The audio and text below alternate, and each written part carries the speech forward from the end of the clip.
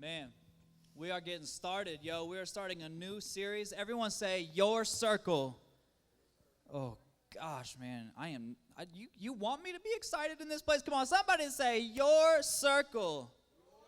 Yo, I'm going to feed off your energy tonight. So if you, then I'm going to be up here like, yeah, Jesus said something about this, so just go with it. Like, I need y'all to get excited. I know it feels weird. It feels off. But, man, we got to set the tone in here. We got to set the energy in here. All right, so somebody say, Your Circle. That's better, baby. That's better, okay? We're going to jump straight into the scripture. Why? Because I want the word to come down. I want God to speak to you as he has spoken to me. Someone say, check your circle. Oh, come on, check your circle. I had a little bit of help with this message from one of my dearest friends.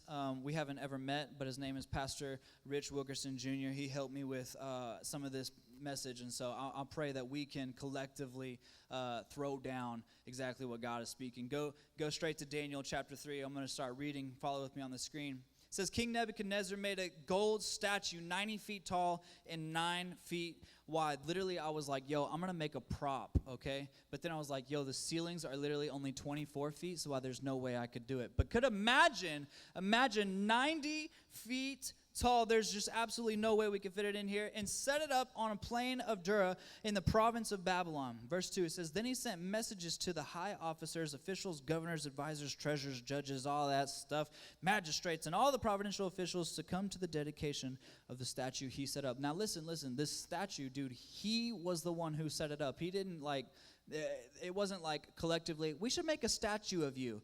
Oh, that's a good idea. No, he's like, we're going to build a statue of me, okay? And it's going to be awesome. And literally, not like, it's going to be huge, okay? This is probably what he was thinking. So all these officials came and stood before the statue King Nebuchadnezzar had set up.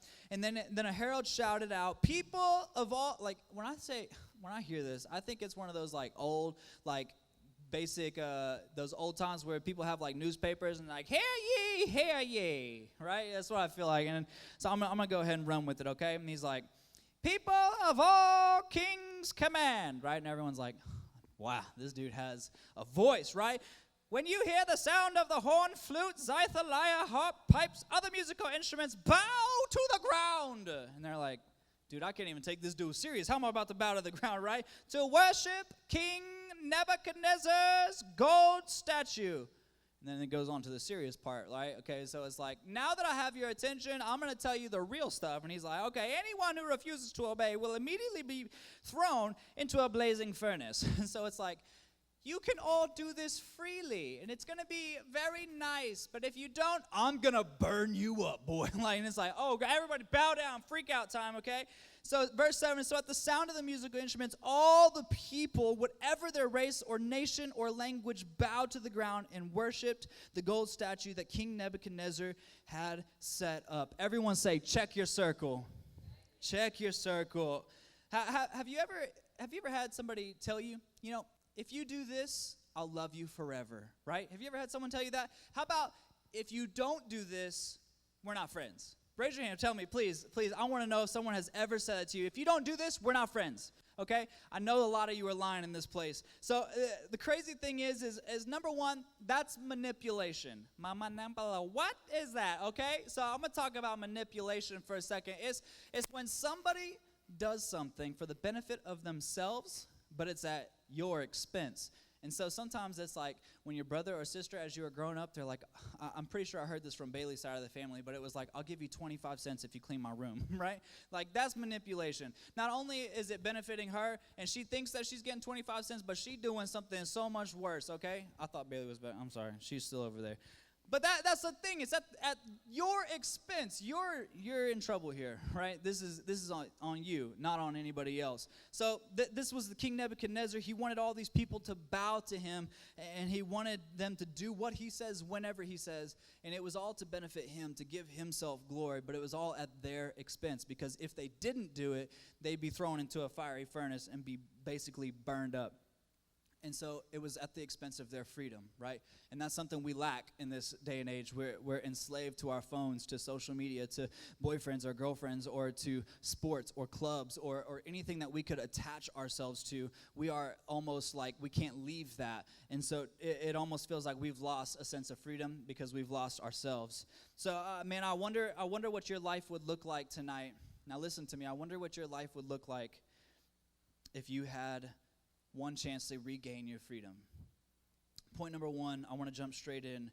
Your friends will shape your future. If you are taking notes tonight, man, this is probably going to be the one of the most beneficial nights you can take notes, because you yourself have a ton of friends. You have a ton of friends who are your friends, and then you have a ton of friends who are acquaintances, okay? But those acquaintances still have something to say about your life. Why do I say that? Because you listen to them. You are manipulated by some of the stuff they say, and you don't regain any freedom or any confidence, because especially if you go up to one of those people and you ask for an opinion, how many of you have been shot down and it almost hurt you personally, emotionally? It is just the absolute worst. So if you are taking notes, please, you need to start now, because we are going to get straight into it, and you are going to be benefiting so much from what God has to tell you. Number one, your friends will shape your future. Consider plants, okay? Plants, right? Just good, great plants, okay? I'm just going to keep saying it like that, plants, okay? It's great, plants. I can't do that anymore, I'm sorry. Okay, but consider plants. Let's go back to 4th grade, okay? How many of you remember this term photosynthesis, right? If you do, you are a science nerd and a genius, okay? You're much smarter than me. So plants, they have to get sunlight. They have to receive some source of energy for it to grow. Am I right? They have to be set out in the sun. If they get shade, what do? They die. Oh gosh, in the fiery furnace. No, if the plants need sun, they don't need shade. And if plants need exposure, they don't need to be hidden. So listen here. If we need good positive energy in our lives, as a student right now and as a friend to your friend, if we need good positive energy, then we don't need shady people covering us, suppressing us, and shielding us from what God is trying to feed us. Am I right? This is what God is trying to say to you. He's like, you've got some shady people in your life that you have called a friend. You have some people that have been covering you, suppressing you, and keeping you in the dark, because you have no way of growing, and you haven't done in a very long time. And God is saying, man, it is time to start getting some shady people out of your life. Somebody say, check your circle. 1 Corinthians chapter 15, verse 33, it says, do not be misled. Bad company corrupts good character. Bad company corrupts good character. Check your circle. Pastor Rich, he said this in one of his messages, and I thought it was very keen to this generation especially. And he asked this. He said, have you ever stopped to consider the reason why you never finish anything you start? He says it's not because you're not gifted. It's not because you're not talented. It's not because God hasn't called you. It's because you lack character. And because you lack character, it's the inner part of you. And everything that you want to start, you don't have the stuff to finish it. You don't have the character to finish it. And the only way you're going to get rid of bad character is when you start getting rid of bad company. Okay, so a lot of us, we're stuck in this rut of having bad company in our life, and we're like, I'll never be able to start or finish anything I start, because you are stuck around those shady, negative people that will never build you up. They'll just tear you down. And the only way to have good character is to have good company. This is literally A plus B equals C, y'all. God is trying to speak to you so heavy. Check your circle. I have become friends with a group of people in high school, and let's just say this, I wasn't proud of that first group of friends. And the reason why I say that is because these people taught me how to curse. They taught me how to think some negative thoughts. They taught me how to judge people. They taught me how to take advantage of people. And this is all in high school. We all do this. Have you ever told somebody that you'll try? That's just literally leaving them on the hook because you just genuinely don't care, okay? I learned how to do that early on. When somebody wanted me to be somewhere but I didn't want to be there, I'd be like, yeah, I'll try, right? That's just normal. That's just how I did it, okay? And these people, I hung out with them because they were a somebody. They were somebody who were known. They had a name for themselves. How many of you know people like that in your school right now? Don't raise your hand, please, because you're probably thinking, oh, shoot, I don't want to say anything. I don't want to make them mad. But here's the thing. I listened to those people because I wanted to be like those people. I wanted to find a way to fit in, and most importantly, listen to me, students. I feel like you hear me on this, but you wanted to be accepted.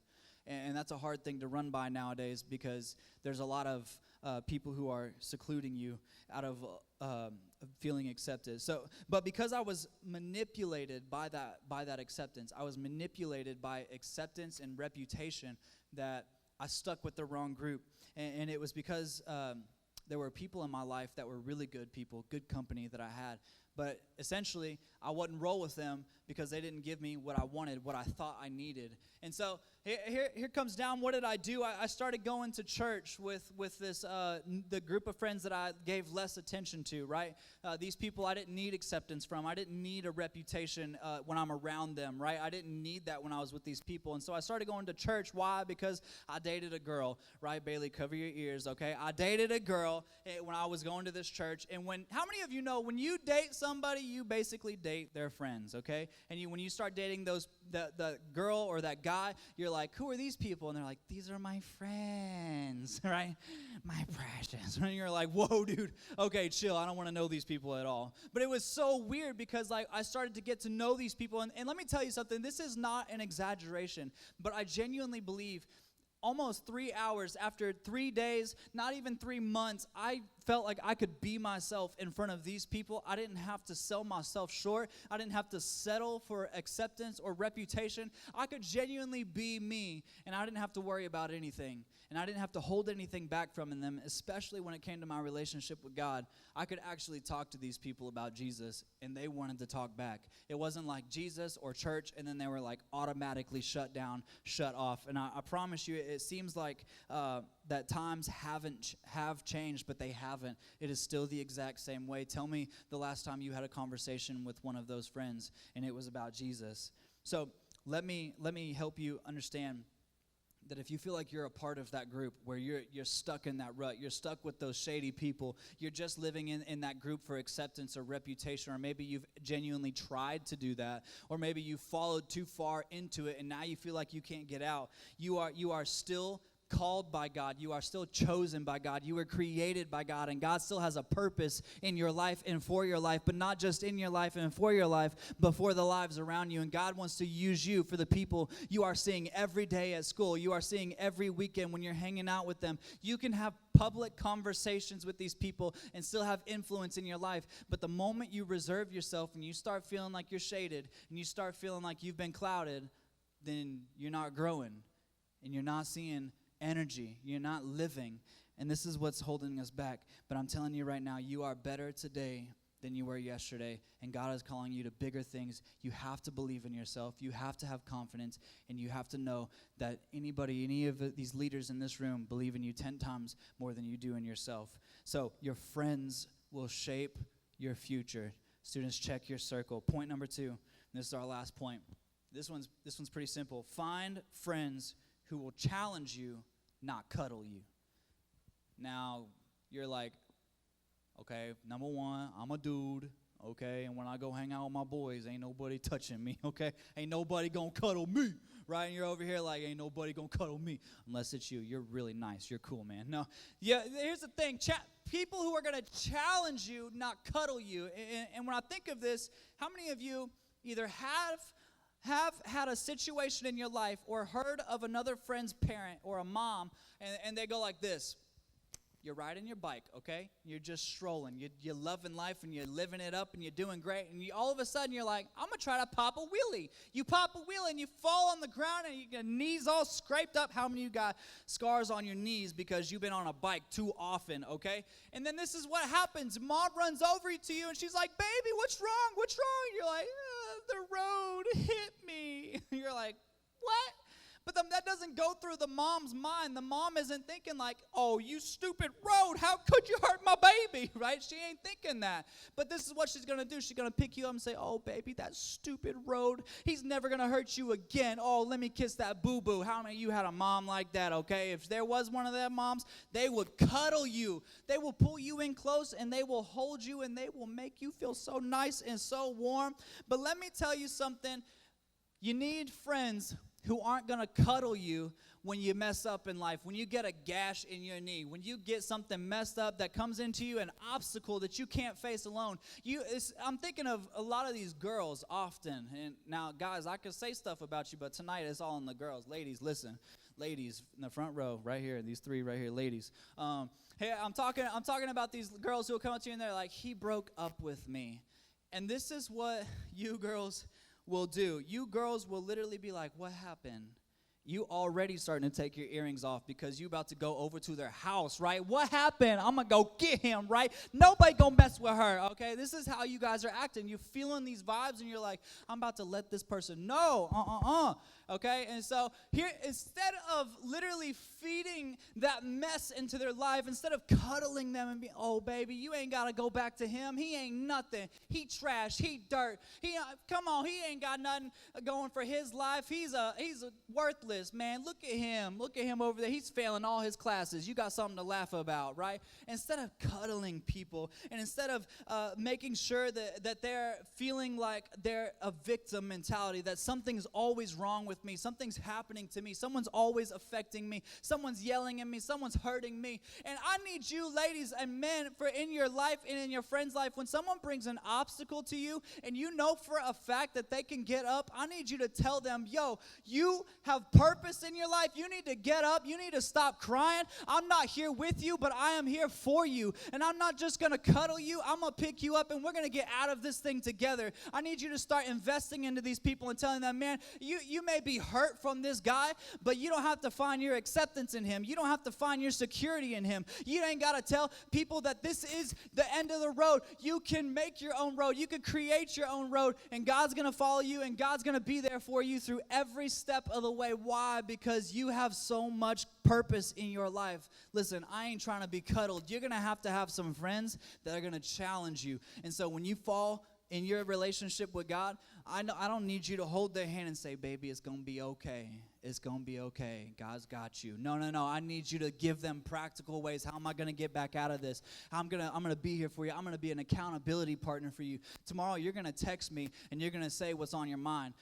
We have to literally stop cuddling each other and making everybody feel warm and okay when something happens. We have to be able to challenge each other and move forward where God is calling us to, because if we don't, we're going to stay stuck in the same position over and over and over again. I think the best reminder in Scripture, when something happens like that, you say, you know what? Man, in the Bible it says that when we are weak, God's strength is made perfect. And so you may be feeling weak right now, but let me tell you something. You ain't got to rely on yourself, and you ain't got to rely on me. You can rely directly on God, because he's the one who's going to have your power. He's the one that's going to have your strength and your energy. You don't need some guy. You don't need some girl. You don't need some friend. You don't need anybody to affirm how you feel or affirm who you are, because you have God. We need to start challenging people to ask God, man, bring peace, bring comfort. You ain't got to worry about this person. You can move forward in what God is calling you to do. Check your circle. Bailey, if you can come. Daniel chapter 3, verse 15 through 18. We've already talked about how they were just challenged King Nebuchadnezzar, and King Nebuchadnezzar was like, anybody who refuses to bow to me and my statue, you're going to be thrown into this fire. So now we approach these three people who say, you know what? Bring it, baby, bring it. He says, I will give you one more chance. to bow down and worship the statue I have made when you hear the sound of the musical instruments. But if you refuse, you will be thrown immediately into the blazing fire. But listen to this next verse. This is literally one of the most important verses out of all of this. He says, and then what God will be able to rescue you from my power? What God will be able to rescue you from my power? Shadrach, Meshach, and Abednego replied, oh, Nebuchadnezzar, we don't need to defend ourselves. Bro, before you, if we are thrown into the blazing furnace, listen, the God whom we serve is able to save us. That's what I'm talking about, that challenge, yo. You ain't got to worry about your obstacle. You don't have to worry about these situations in your life because you have a God who's going to save you. But listen, what happens next? He says he will rescue us from what? Your power. From whose power? Your power, King Nebuchadnezzar. And he says, but even if he doesn't, listen, this is the mentality. If we could accept this and receive this and absorb this and embody this from an age right now, he says he will rescue us from your power. But even if he doesn't, we want to make it dang clear to you. I added that dang part in there. We want to make it dang clear to you. Come on, your majesty, that we will never serve your gods or worship the gold statue you have set up. You could imagine King Nebuchadnezzar right now. He is, the same fire in that furnace is going on in his heart right now. You're not going to bow down to my statue. Well, I will gladly chunk you in that fire. And there's two things I want you to see here. Number one, King Nebuchadnezzar had power. He did. We all have power. Each and every single one of us have power. But it's where that power comes from. It was his power. It was earthly power. He could threaten people. He could manipulate people. He could make people feel like the victim. He could make people feel like the best. He could make people feel like the worst. He had that power. He could execute people. He could make laws and break laws. He had the earthly power to do whatever he wanted. But dude, he did not have the power of Jesus. Some of the friends we serve make us feel enslaved to them, as if we can't leave their side or leave their shadow. And I say this because a lot of you have friends like that because of the manipulation of wanting to feel accepted, because you want to feel like you belong to something, because you want the reputation of I was this or I was that. And even if you say it in your head, I don't really care about that stuff, your body and your mind live out that same stuff when you're on Instagram and you're liking everything they do because you want them to notice you. And you can't leave their shadow now, and you feel enslaved to that person or those people. So number 2, verse 16, he listed all three of these guys speaking together and standing together. They were speaking together and they were standing together. How many of you can honestly, truly, if you got something going on in your life, you can grab this person or that person next to you and you could say, you know what, I'm not going to stand for this.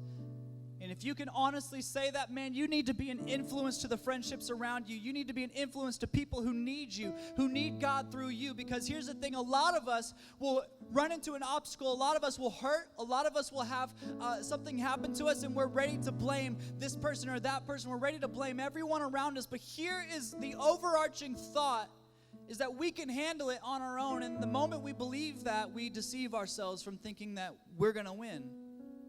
Because you can't when you try to fight this thing alone. They were standing together and speaking together.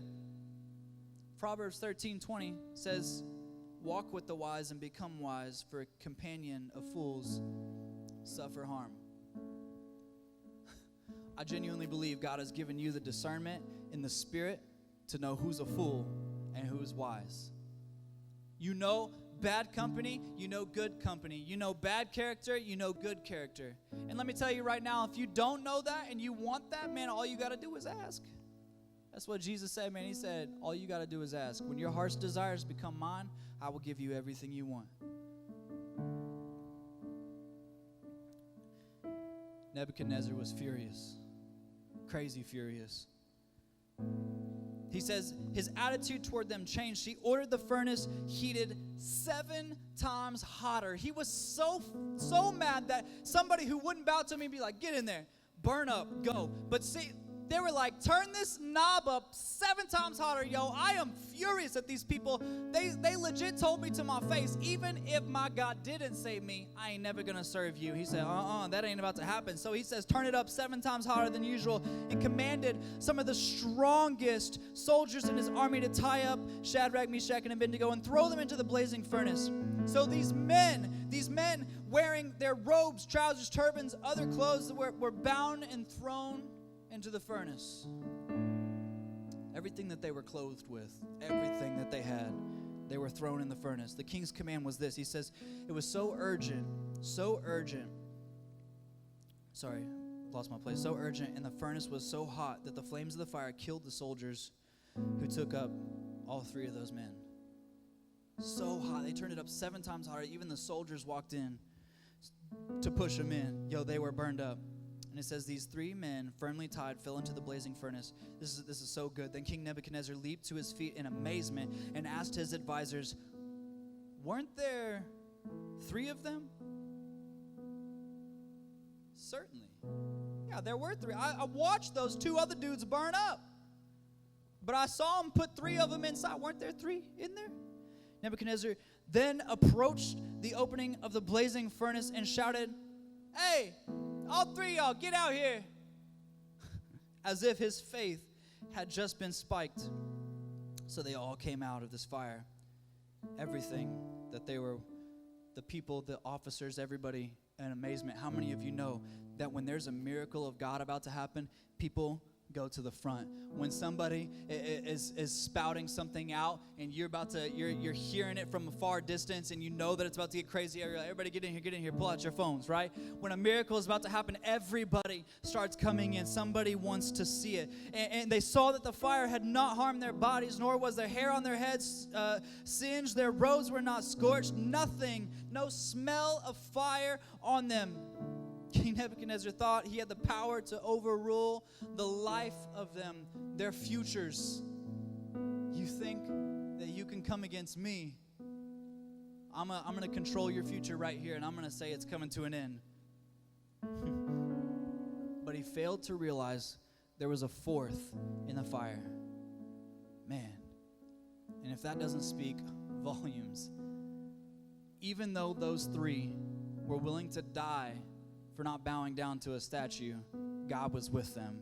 And it was even apparent to the one who was completely salty, completely blind to who God even was.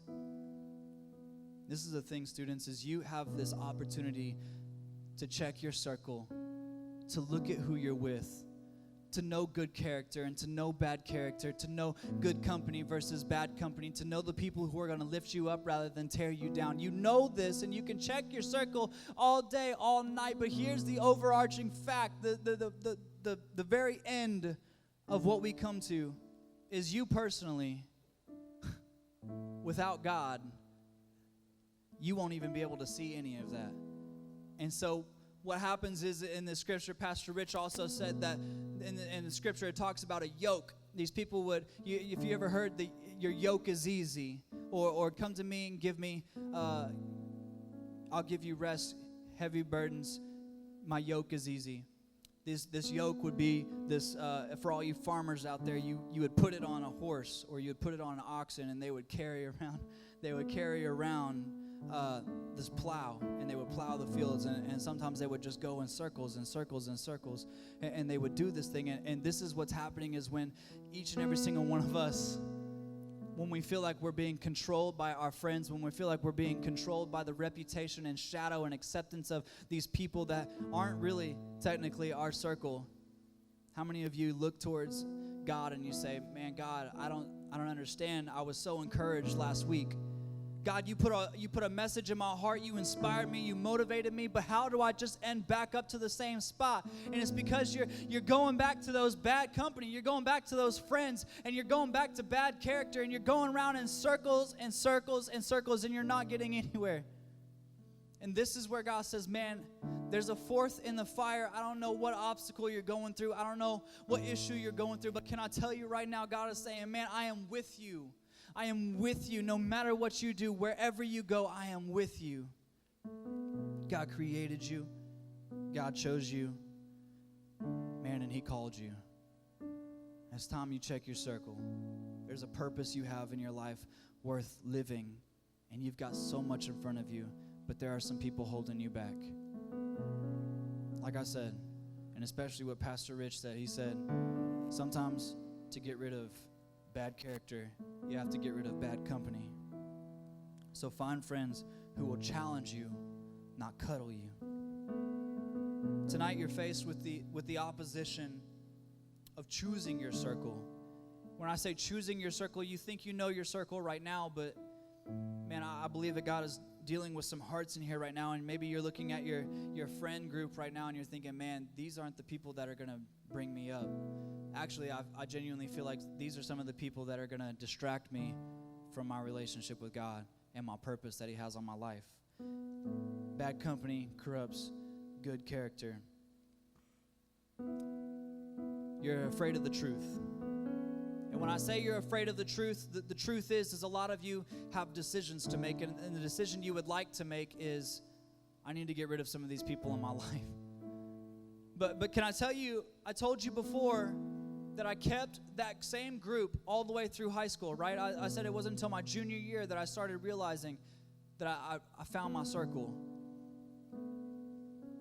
But those people that I kept in my life, they weren't in my circle. Yeah, they were my friends, but they weren't in my circle. They weren't the people that were going to challenge me. They were the people that were going to cuddle me. They were the people that were going to be there for me, but not in the measure that God would have for me in my life to take care of me with the right people around me. They didn't make my circle. So check your circle. People who aren't going to make you feel better, but people who are going to challenge you to be better. People who are going to invest into your life and not just invite you to be a part of theirs. I'm telling you, there is purpose in choosing your circle, checking your circle, and figuring out people, especially at the start of the school year, man. If you wait too long, it's going to be bad news. Because the character that you already have in your life right now is causing you to second guess a lot of the purposes God has already called you to. And here you are, struggling. If I keep this circle, I can still keep my reputation. I can still feel accepted. And if I rearrange some things, man, I may end up alone. And I may not have those people anymore. I'm telling you right now, students, if I just preach that message and you feel like you're alone after this, you didn't hear a single thing tonight. Because even though Shadrach, Meshach, and Abednego were in the worst of worst situations, God was still with them. And they came out. And can I tell you what happened at the very end? I'm not going to read it from Scripture, but I'm going to tell you what the Scripture said. Immediately afterwards, King Nebuchadnezzar said, "Praise be to the God of Shadrach, Meshach, and Abednego."